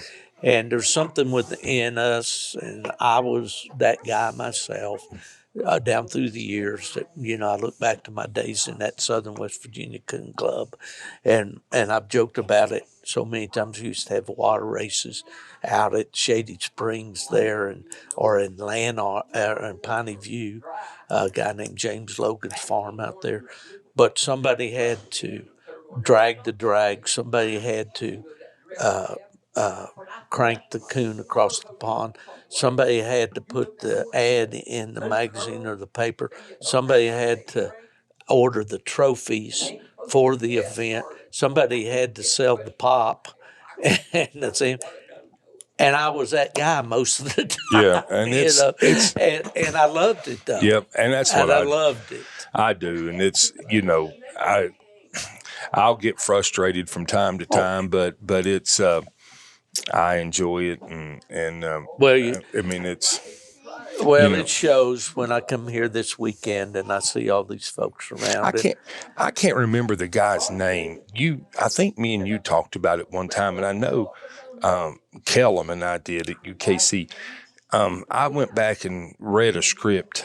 A gentleman spoke at the Michigan. You might have been there. That talked about the heritage of leaving it better than what you found it. Do you remember who that?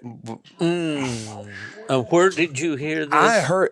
He was speaking at the Michigan Federation or something. I think it was maybe Hudson.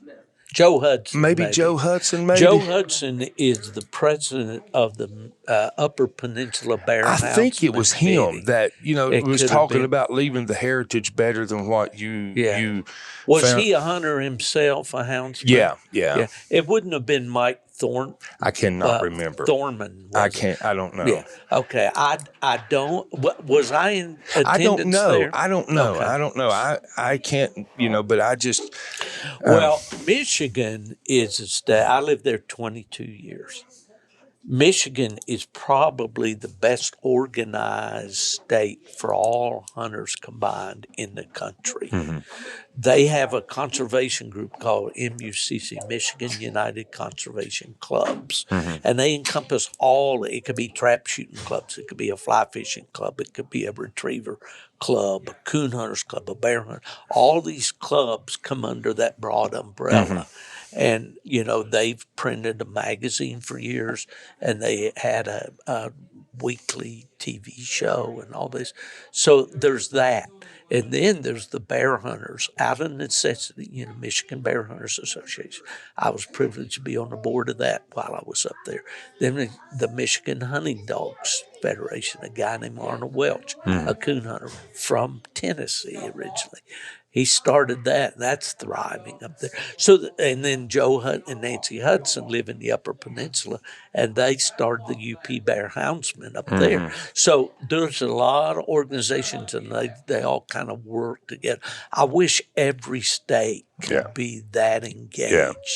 And so here today we have the West Virginia Bear Hunters Association. Of course, we have a booth set up here for the West Virginia State Coon Hunters, and I can say these two organizations work pretty well together. Yeah.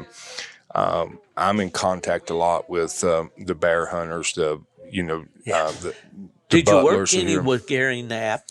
Very little. When Gary was around, they had tried to start the West Virginia Sporting Dog Association at one, and that just kind of was quick and folded. It didn't work, and there for a few years we had the it was in our state hunts in August, and you probably remember when probably, I don't know, I was still in probably high school or college.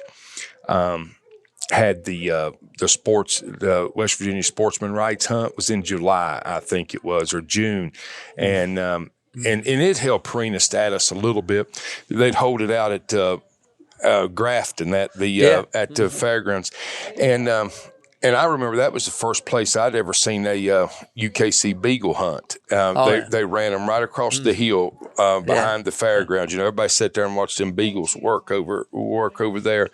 Yeah. And that hunt just kind of folded eventually. Things would come and go, and then some just seemed to stick, you know. And well, I'm proud that you mentioned West Virginia Bear Hunters. My dad served as the president of that at one time, and he was in their Hall of Fame and all. And his work, when he was involved, was working a lot. The U.S. Forest Service was clear-cutting the national forest and replanting pines, for a crop. And that was their big mission at that time, to try to combat that. Yeah. We the Butlers are here working it today, and Rusty Walmsley's here. He's was I think maybe vice president or one of the officers, and Tricia took his spot.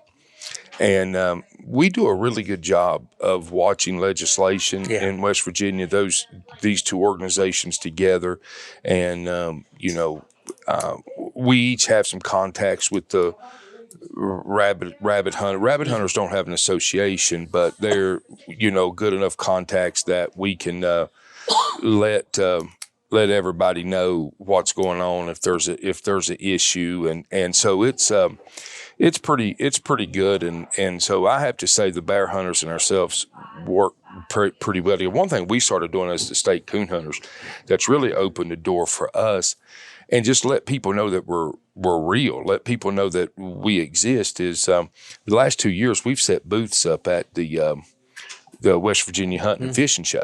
And, and so in January and just is that held here around Elton? No, it's held in the Civic Center in Charleston. In Charleston. Okay. Yep. Yeah. And so the last 2 years we've there and had a booth, and all that outreach is so important. I don't mean to beat the drum too loud for Michigan, but they have up there what's called Woods and Water Weekend, and it brings all the sportsmen's groups from all over the country, that's real, to have a voice, to have Mike Thorman up there, he said something, it's not so important that you know who your representative is that he knows who you are. Yeah. And that's one thing that we tried to do and we've tried to do is, and it's worked for us. I mean, it's been, my first year we did it. We were the only houndsman there, but then the next year the bear hunters joined us. So we had two voices there. Yeah. And so, and we'll go back again. We'll set up. I enjoy it again. And it's. Again, it's work, but it's something. This year we had to fight snow. I was in basketball practice, and there's a big snow come in, and so I finished up. I finished up. Actually, I turned it over to my assistant coach about an hour into practice, and I drove to Charleston and beat the snow and got a room and got everything. So in January, you have to fight some snow a little bit. That again in Michigan, there was always that factor too. But I will have to say there's a lot of things I miss about West Virginia. But when I'm sitting on my patio down there in Florida in February, I don't miss it at all. Yeah, you right here, you know what Randolph County can do with snow and so we just you just get used to it and you roll with it. That's well, I'm going to blow your head up a little bit there again. I've heard a lot of comments about your work, especially with the TOC. And,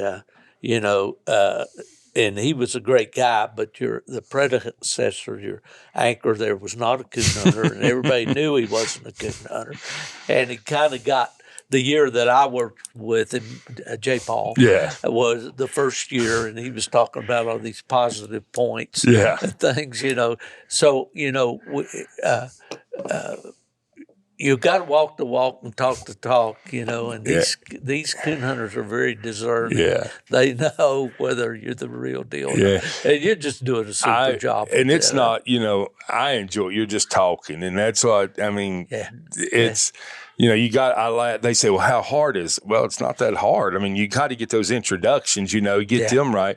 Yeah. But then you're just talking. Yeah, exactly. I mean, that's just like what we're doing and here, so visiting today with you and John and Les. I make my life talking, so it's not.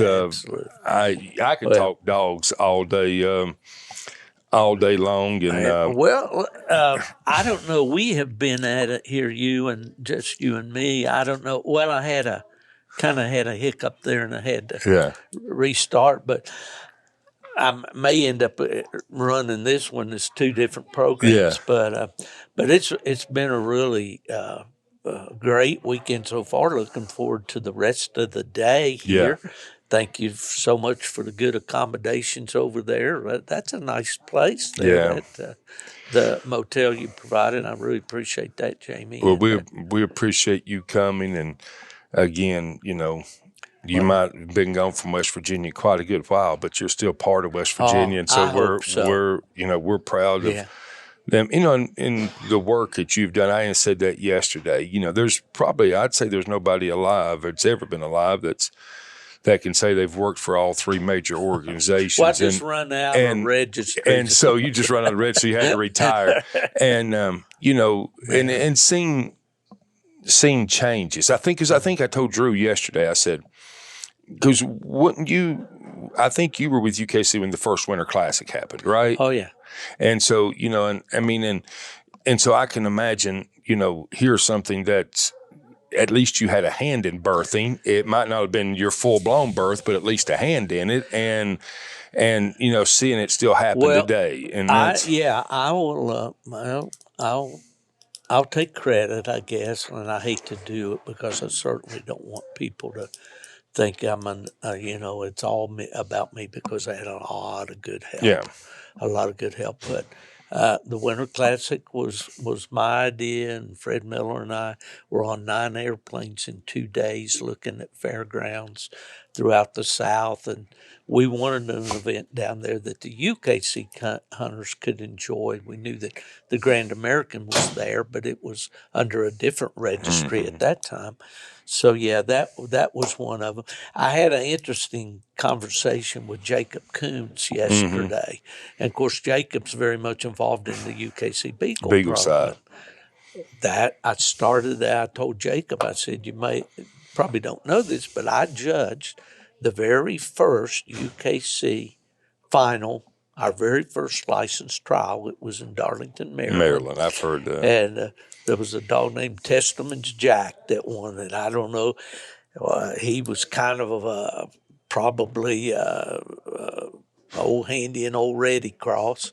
But we had 3 dogs that made the finals, two males and a female. And the female came in the heat before the final round, so we had to run them 2 males head-to-head. So that was something that I really enjoy. And then I see Whitney Killow out in Arkansas that shows those beautiful blue dogs. She's gotten very much involved in HRC, the Hunting Retriever Club. Yeah. I was at UKC when we started that. The very first went out to Louisiana. I've been so blessed to be able to see those things in their infancy, and then to see them still carrying on. And that's the thing that I take the most pride in. I tell Alan and Trevor this all the time.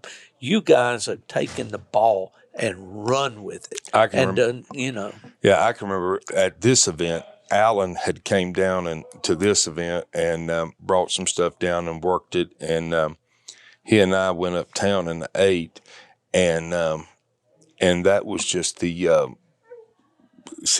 they introduced the TOC at Autumn Oaks, probably, I think. I think so. Yeah. And so that would have been the April before September of announcing the TOC.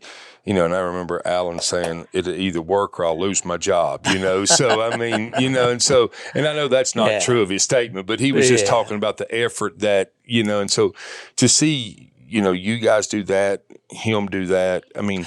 It's all just to be a part of it. Yeah. It's what I take pride in. And I do. I am a guy that wakes up every morning and gets my coffee and sits down and talks to my Lord. Yeah.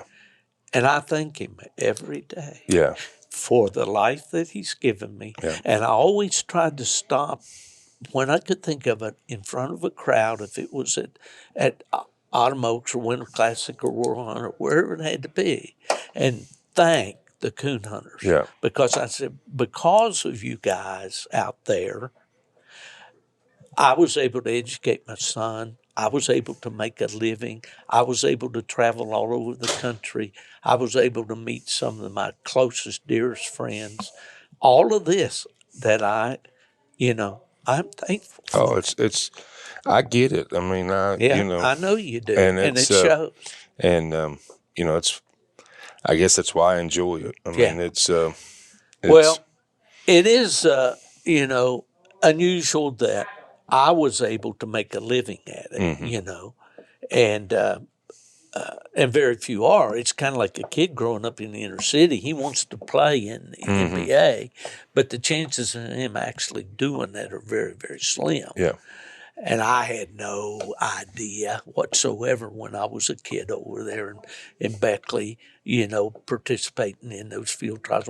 We didn't even have any registered night hunts, but we called them wild coon hunts, and we put a little ad in the classified in the newspaper, and guys would show up, you know, and trying to keep a bunch of Southern West Virginia rednecks under the rules. Yeah, that's what we were laughing last night. Les was here, Les Bolen, she had on the air and I made a joke. It was talking about registries and great, and even John mentioned the great dog. I said, you know, I would laugh and say, you know, you could go to the Tazewell flea market on Monday and get any set of papers you wanted on a dog. I mean, you could, and and you had mentioned that beagle, and you was talking about names coming back to mind. I hadn't thought of this guy in long. You had mentioned that beagle and I know it's not what you said. But another guy there in the Virginia area, Dean Testerman. Oh, yeah. Out of Marion, you know. Then, real rough like this. And you was probably still with UKC the first year that, I think you might have still been the first year that the zones came to Chilhowie right there. And, you know, and we... I was going to say, I don't remember for sure about Chilhowie. Maybe Rural Retreat, maybe. Rural Retreat. Yeah. And I remember there, and that's when you had to have you had to have two non-hunting judges. I mean, so if you were doing the zones, that was when we were Zone 2, and it was Virginia, West Virginia, North Carolina, and South Carolina. You didn't have a choice. You went to you went to that zone, and I remember me and William Doss. Doss is the one that picked up those dog boxes that Charlie Whitlock made and made them for several years. Well, so from Glade Springs, Virginia. So me and William, you know, he was judging together. We was the two judges, and William guided us. And I'd been in there for and I'll never forget this. We somehow we ended up with a 3-dog cast. I don't know how, just a draw or one dog quit. I don't remember. But we turned them right around the road, and the road just went and made a little hook, and it ran right into a cornfield. I mean, you hit the cornfield, and I cannot remember the dog's name in South Carolina, but he was a stud dog. He was a big old walker dog, and we turned him around that road, and I mean, ever how long it took them to get there, they all it was strike, tree. I mean, they just blowed up right there. And we get around there, and it's up looks like a, I don't know what, it's like an olive bush. It ain't no big like bush. Locust It's as wide spread out as it is tall. And that when our lights hit that tree, that one big Walker dog, he was a head taller than them other, and they was all three males, and baby, they was daring each other. They was just, and we get in there, and I mean, and it ain't probably another head high above that Walker dog. Such a big possum, and we were done right there. That was our one and done. One and done. That was our judging of the zone. I don't think me and William neither one sweat that night. I mean, it was over with that fast. It was, and so. The zones came out of the World Hunt in 1986, the year that Pac-Man won it in Marion, Indiana. We had back in those days, we started on Wednesday night, and we ran all of our dogs on Wednesday night, and we had to have 2 judges on every cast. Yeah. We had guys that didn't get to turn the dog loose till 2 o'clock in the morning. Yeah. We had judges doing double duty and all this kind of stuff. I said, this has got to stop. Yeah. And I remember sitting in, I'm pretty sure it was in the Holiday Inn in Kalamazoo, or it could have been Winston-Salem, North Carolina. It was one of the 2 years that Hardwood Dan won the Purina race. Paul Sheffield. And Les Rogers, who was a Purina rep back in those days, a blue tick guy, we were sitting in a room talking, and I said, Les, I've got to do something about this situation with the World Hunt. We just started kind of brainstorming a little bit. I said, well, we send dogs out to satellite clubs. If it's here in Beverly, we might have to send one to Elkins and one to Buchanan or whatever. I said, why don't we just put those satellite clubs all around the country and make our first 2 nights that way and do a zone thing? And that's where that birthed that idea, and that's what we did, But like you say, in the early days, you were assigned to a zone. You were assigned. You had to go there. Because I can remember the one year I got through, one of the years I'd gotten through, the zone was in Grafton. And so you had guys driving from South Carolina up to here to hunt and might have had a zone closer to them down there. And so that's just some of the improvements to that system that have come along over the years. And so it's and that's what, even at my age, 50 ain't young, but 50 ain't old. Nope. I can still remember, the 3-hour hunts. Oh, yeah. Had that. And I can still remember, you didn't even have to win your cast to get championship points. Exactly. You just had plus points, that was the old deal. The guy said, well, I need a first place. Well, you need Jamie. Yeah. Well, all I need's a third. Yeah, well, okay. Yeah. There was some bargaining going on there. And so I had a little blue English female, and I had every place on her from a second to a 10th with the cast win, and could not get that, couldn't have placed her at English days. And we was in Wayne County, West Virginia. And I did there. And I tried to give that cast away. It was raining, and we sat in the truck, and I don't know what makes me think about this. And I said, let's just be done. And that guy said, that ain't going to win nothing or something like that. We ain't quitting. I said, okay, if you're dumb enough to turn loose in this rain, I am too. And we got out and turned loose, and straight over the hill, man, she treated coon. And I got my first that night trying to quit, and it just made me think, actually, the gentleman ended up selling her, that dog, and another dog to Dean Thompson. And Dean just passed away. And I sold that female and another dog. And that's Hillbilly Mike. Or not Hillbilly Mike, but what was his? I can't remember his dog's name. But anyhow, sold them to, and that's what me and my wife bought our first trailer with. That was it. Bought it for $4,000 from my uncle in McDowell County. And I'm going to just the fact that we might have to divide this up in 2 or 3 episodes, but Drew and I were talking yesterday. I remember you won Automotes with the Shredder dog, and you still have him. Still have him. He's 11 years old. He just hangs out. He, he's been a good one for us. You know, he's the first dog we had ever experienced your lick kill with, and it really destroyed him. And his tick-borne disease. we spent a lot of money trying to get him healed or healthy, and just never could. You know, people. You know, we could hype him up on Doxy and get a little bit of time out of him. We won Autumn Oaks, and then we ran Doxy, and I won the PKC state championship that next spring with him, and then got a couple more things out of him, and then the vet just said, you know, you have to make a decision what you want to do, and he was.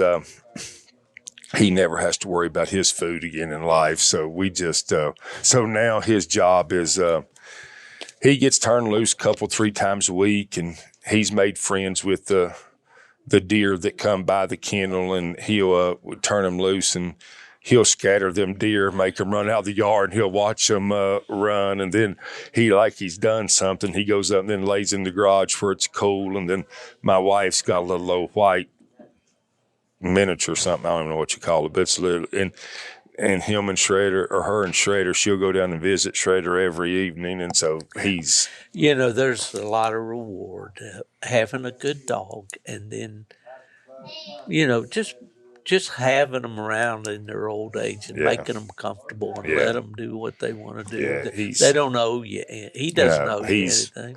He's got a home for the rest of his life, and he'll be buried right there, probably in the backyard. And you know, he was good for Drew. He was him up as a young man, and you know, Drew and him. I always said Shredder could operate. I think he knew when Drew was hunting him, and you know, we laugh, and you know, we was at Youth Nationals, and it was actually over here at Jane Lou that year. Our club had hosted Youth Nationals, and man, we had it set up. Shredder was operating, and Drew was stroking him, and Shredder didn't make a lot of mistakes. He was almost silent, so you know, silent dog don't lose a lot of points. No. You know, you can operate, and Shredder was operating, and Drew was up, and Drew was like, "Dad, let's take him on the leash. Let's just take him on the leash and let's just turn him." And he said, "We'll catch him. Let's not." And he did. He probably had a 2-cone lead, and that was before you had the high scores advanced. And I was like, "No, man, we can tree another coon, Drew. We can tree another coon." And we had these. I knew we had, you know, he had feeders, and I knew we had a set of. I knew we had a set of kittens on this feeder, and Lindell Price was the master of hounds. They'd sent Lindell up as the master of hounds, and we went and turned around, and Drew was young enough that I was still catching the dog for him. I mean, so that tells you, you know. Yeah. So we go around there, and Shredder just piles and locates, and Drew trees him, and I mean, yeah, I knew we had this thing. Another coon walk in there and catch him and tie him back, and our set of possum. I mean, and he was, but you know.